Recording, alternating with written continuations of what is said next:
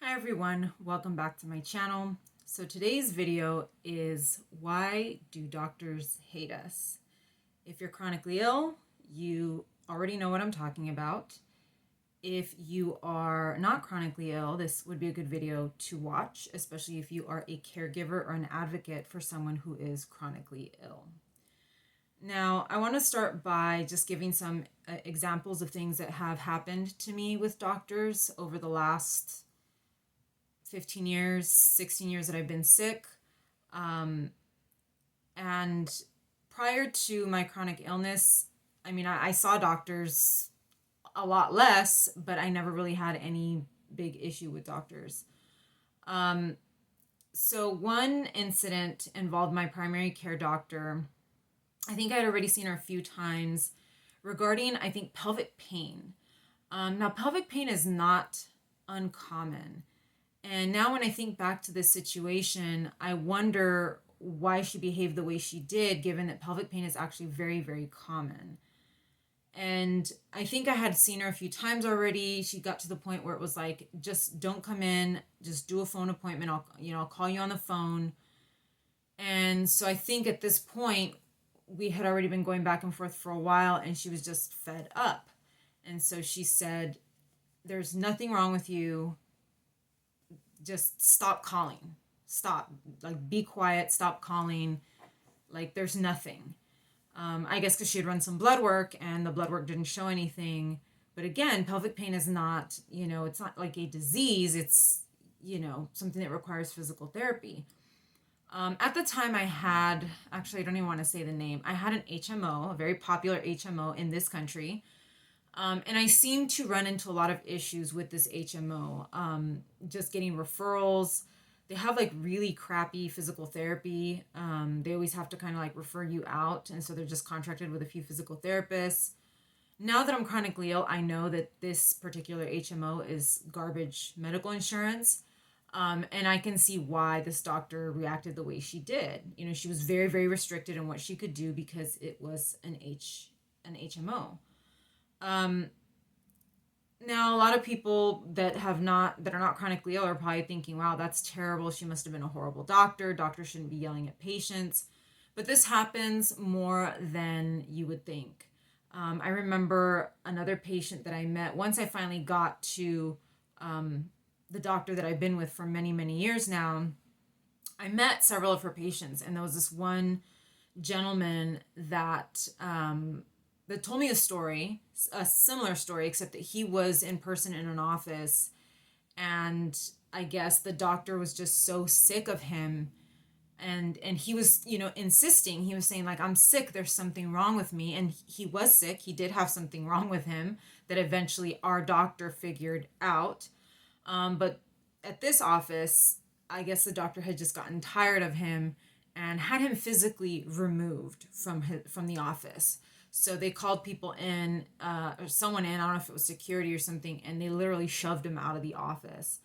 And so this gentleman told me the story. I think we were in the waiting room for our doctor, and he told me, he was like, yeah, can you believe that the doctors actually did that to me? They literally pushed me out of the office.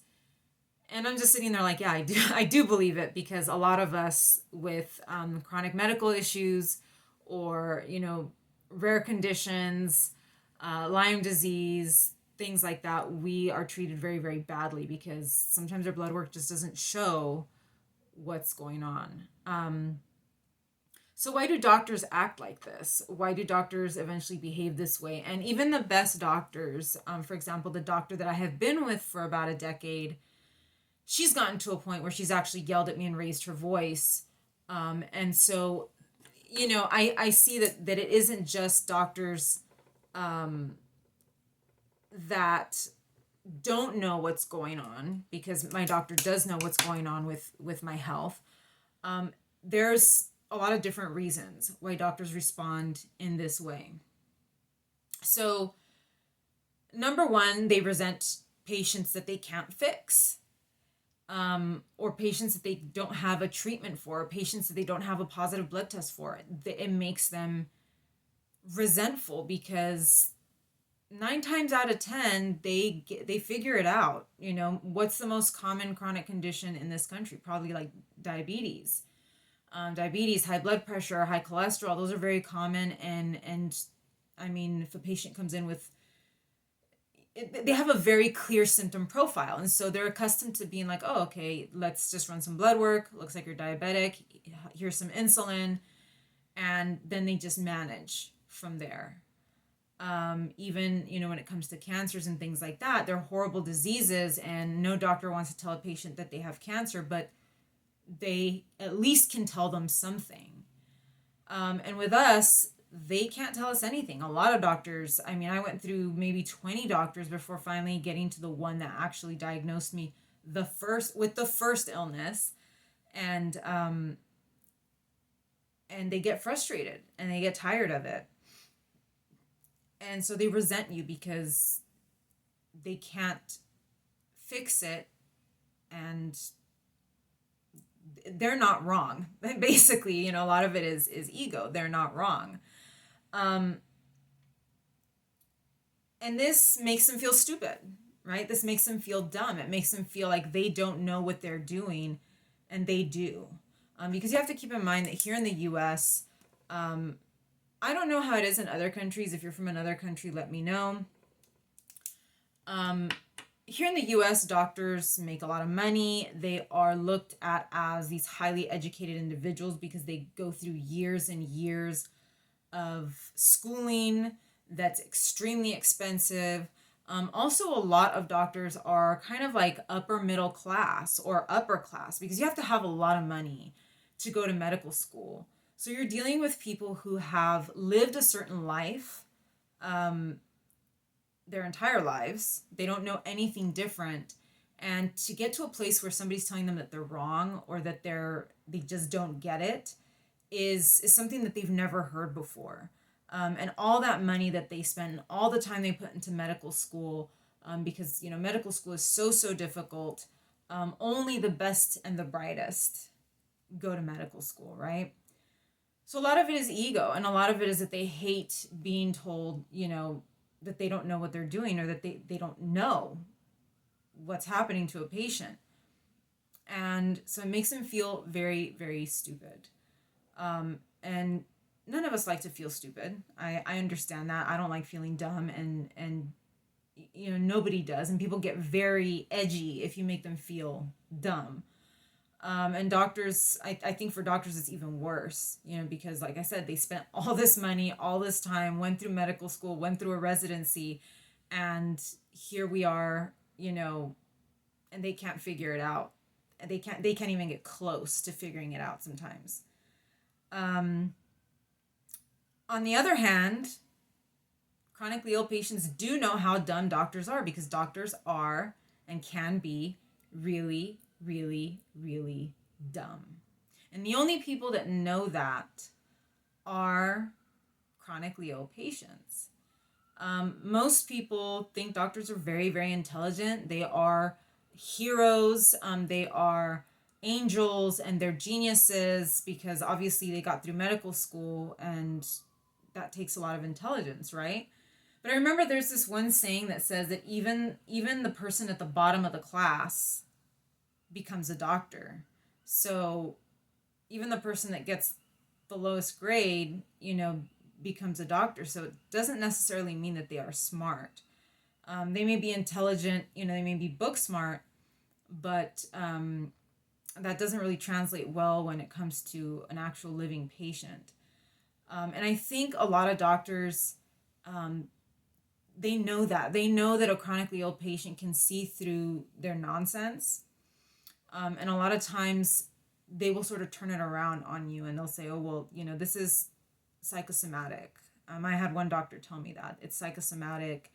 It's psychosocial. So it's a mental and social issue that I had. Instead of him just saying, I don't know, or I'm not smart enough to figure this one out. But a lot of doctors are really stupid. I hate to say that. There are a lot of doctors. I currently have a primary care doctor who is just, she's just checked out. I've had appointments. I've had like video appointments, during the pandemic with her, and she can't even like set up her camera or her laptop well enough so that she's actually so that I can actually see her whole face. It's just like from her eyebrows up. So, and I've seen her in person. She's just not the brightest person. She's not the brightest doctor. And I've seen that a lot. I've had a lot of doctors like that really don't know what they're doing. They became doctors maybe because of family pressure, cultural expectations, because of their own egos, because being a doctor looks good, I guess, or it makes them feel good. And, for the most part, a lot of doctors, especially here in the United States, become doctors not because they want to help patients, but because it's just an expectation that their family has of them. And that does not translate very well, to caring for a patient. So a lot of it is ego related. And a lot of these people, they're not cut out to be doctors. They're just good at, they're just book smart and they can pass a test and they do that. And when they actually have to deal with a real flesh and blood living person, it just doesn't work out. And so they know when a chronic illness patient is in front of them, that we can tell that they're not really as smart as they think they are. Because we've seen already probably 1 million doctors up to that point. We've seen the best of the best, we've seen the worst of the worst, and we can tell which ones actually care about patients and which ones just went to medical school maybe because they thought it was going to make a lot of money or just make them look really, really good.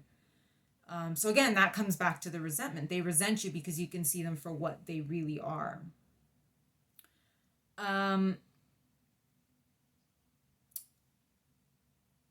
I think one other reason, and this I'm going to go back to my doctor, the one that I have been with for a long time.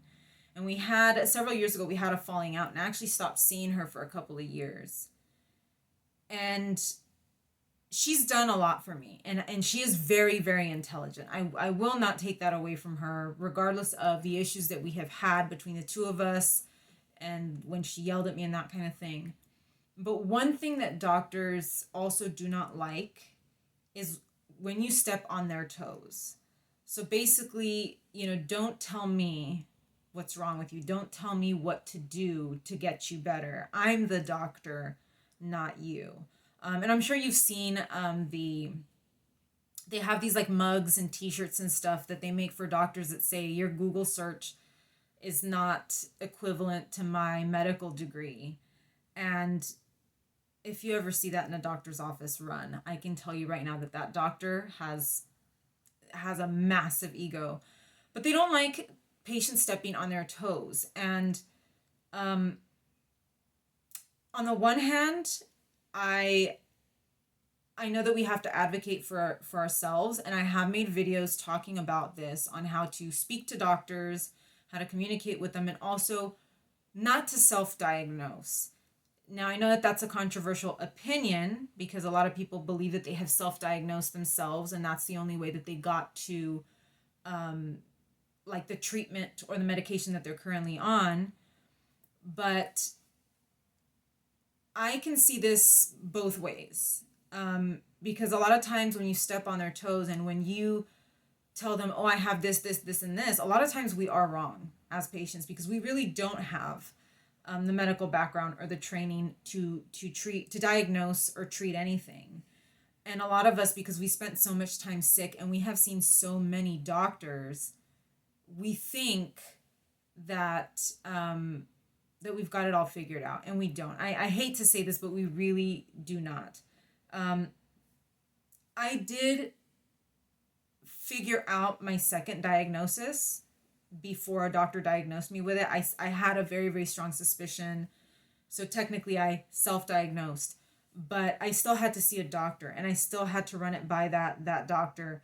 And the one thing that they don't like is for you to tell them, look, I need this medication. I need this, and I need you to not diagnose me, but to prescribe this and to do, and they really can't do that. They have to have evidence. Obviously, our insurance here in the United States is very difficult to navigate around, and sometimes we can't blame doctors.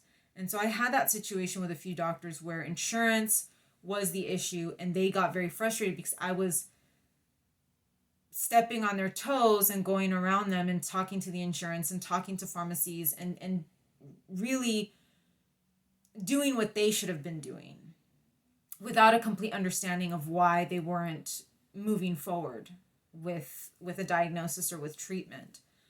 And that makes them very angry. Because in reality, yes, a lot of them have been trained for many, many years, and they are much smarter than we are. They understand blood work. I'm never going to believe a patient that interprets their own blood work and all of that. We don't have the training to do that unless we are medical doctors, but we don't have the background for something like that. So I get it. I understand that. We aren't doctors, and we are paying them or going to them because we need them to figure this out for us. So I can see that. I can see both sides of that argument. But I mean, that's it in a nutshell. Most people that don't have chronic conditions will never get yelled at by a doctor. They will never be told to stop, calling, or to stop seeing a doctor. They won't experience those things. And I think it's shocking because doctors are so revered in our society. And like I said earlier, I don't know if this is the case in every country. I'm trying to think of another country that I'm most familiar with. Mexico. I know doctors aren't paid as much in Mexico as they are here, but also the cost of living is a lot less. I don't know how they are seen out there, because you could literally go to a pharmacy and see a doctor, whereas here you can't go into a pharmacy and see a doctor. You have to actually make an appointment, or go to an urgent care, and even some urgent care centers don't have doctors. They have physician assistants. So doctors are almost this unattainable, these higher up, I don't want to say gods, but almost godlike in a way in our society. I think in France, they actually do house calls. I think the doctor will actually go to your house. And here, doctors don't do that. I mean, we barely started doing telemedicine. You have to actually go in person into an office and see them. So there's very much an air of entitlement when it comes to physicians here in the US. There's an attitude of, you need to respect us. You don't tell me what's wrong with you. I tell you what's wrong with you. And so that, that makes it very difficult to get diagnosed, particularly with a rare or an uncommon chronic condition. It's disappointing and it's sad because many of us suffer for years and years, not because we don't have something diagnosable, but because doctors just have too big of an ego to say that they don't know. Out of probably over 20 doctors that I have had over the years, I have had two that have actually told me with their own mouths, I don't know what you have. One was I think he was like a urologist or something. I think he specialized like in bladder issues or something. He said, I don't know what you have. He just flat out told me. And I could tell this is a good doctor. A doctor that can tell you that they don't know is a good doctor. The second doctor was my last primary care physician before the one that I have now. And she was an older lady, and she was very intelligent. And she even told me, she said, you need to see older doctors because whatever you have is not common. And only an older doctor is going to have seen several patients, and they're going to see a lot of different things. But she looked at me and she said, I don't know what you have, but I'm going to send you to someone who might. And it took a couple of years, but I finally got my second diagnosis, which is a rare autoimmune illness. And that's what I'm talking about when it comes to ego. And ego will stop a doctor from getting anywhere. that it'll stop a doctor in their tracks, and and they'll never get anywhere. They'll just say there's nothing wrong with you. But when a doctor can say, look, I don't know, but I'm going to try to send you to whoever is out there that might know. And if they don't know, I'm going to send you to someone else. And if they don't know, I'm going to send you to someone else. That to me is a good doctor. A doctor that can admit that they don't know is a good doctor. And like I said, out of 20 doctors, or around that amount of doctors, I've had 2 that have said that they don't know. And one of them actually got me somewhere, got me pretty far, in my opinion. So I hope this is helpful, especially for those of you that are not chronically ill, but are taking care of someone that is chronically ill. I hope that this prepares you if you're at the beginning of your chronic illness journey. I hope that this prepares you for the different possibilities. Like I said, I do have another video on how to talk to doctors. I don't know how to link it here, but go look for it. I think it's very, very helpful because I've learned how to speak to doctors so that they don't start lashing out at me. But if you are someone caring for a person who is sick, be prepared for this and try to keep a level head, because there are going to be doctors that are not level headed. There are going to be doctors that are very nasty. There are going to be doctors that are very cruel. And you're going to have to learn to deal with that the best way possible, because if you don't, you're the hysterical one, you're the crazy one. It's never the doctor. It's never the doctor. It's always going to be you. Even if they're the one screaming at you, you're making them scream at you. That's the way that they see it. So I hope this is helpful. Please let me know down in the comments anything that I missed, any other reasons you believe doctors really hate us, and how you've dealt with that. It's interesting to hear what other people's experiences are with their doctors. It's and I've heard in-person stories mostly, and for those of us that have specific chronic conditions, for example, Lyme disease, I know that getting yelled at by doctors is almost standard. If you're a Lyme disease patient, getting yelled at, getting thrown out of their office, having doctors just stop returning your call, that kind of thing is just very, very common in the Lyme disease community. So I hope this was helpful. I hope this makes you feel less alone. And like and subscribe, and I will see you again soon. Take care.